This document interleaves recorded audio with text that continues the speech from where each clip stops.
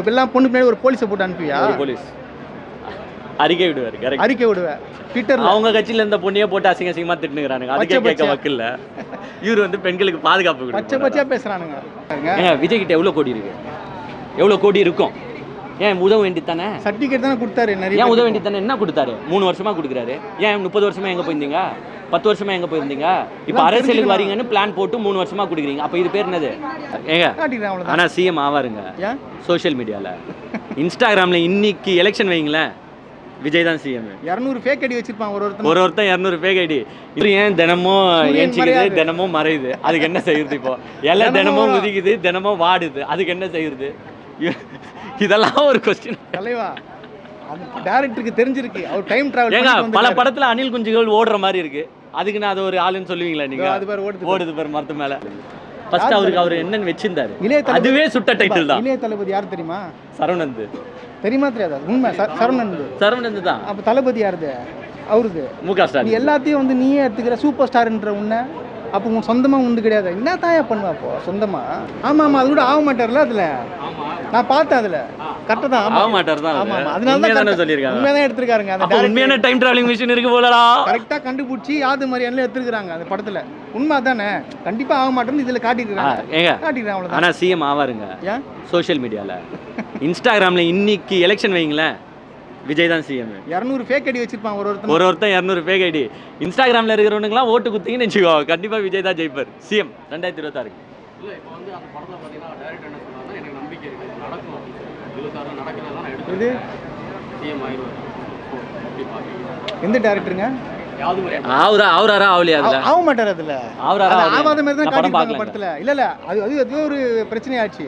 நீங்க யாரை சொல்றீங்கன்னு தெரியும்னு சொல்லிட்டு ஒரு பத்திரிகையாளர் கேட்பார். அவர் நான் பார்த்தேன். அது ஆக்சுவலா கரெக்டா தான் எடுத்திருக்காருங்க. ஆக மாட்டாரு. சூரியன் தினமும் ஏஞ்சிக்குது, தினமும் மறையுது. அதுக்கு என்ன செய்யுது? இப்போ எல்லாம் தினமும் உதிக்குது, தினமும் வாடுது. அதுக்கு என்ன செய்யுது? இதெல்லாம் ஒரு கொஸ்டின். தலைவா, டைரக்டருக்கு தெரிஞ்சிருக்கு. அவர் டைம் டிராவல். ஏங்க பல படத்துல அணில் குஞ்சுகள் ஓடுற மாதிரி இருக்கு. அதுக்கு நான் அது ஒரு ஆளுன்னு சொல்லுவீங்களா நீங்க? ஓடுது பேர் மரத்து மேல. போய் பிடிங்க போங்க.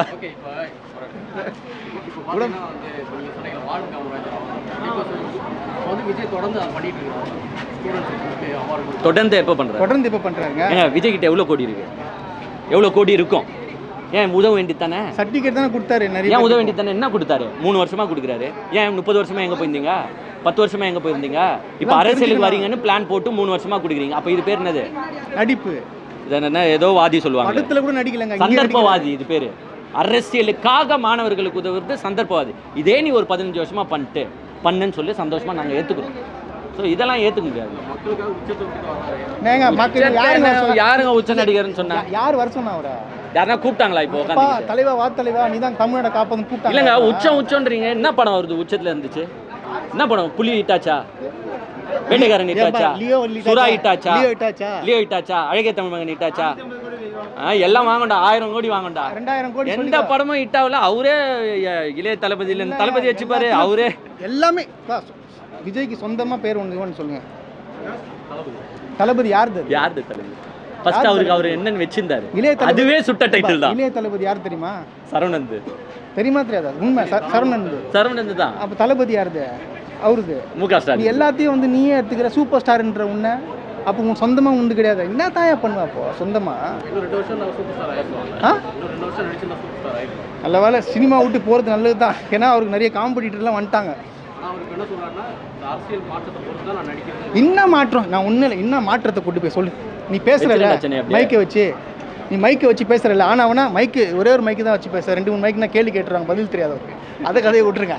நீ என்ன மாற்றத்தை கொண்டு வருவ? நீ என்ன மக்களுக்கு நீ பண்ணுவ? அது மட்டும் சொல்லு. அதை விட்டு திமுகவே எதிர்த்து நீ பேசிட்டு இருக்க. ஒரே கட்சியை மட்டும் எதிர்த்து தான் பேசிட்டு இருக்காரு.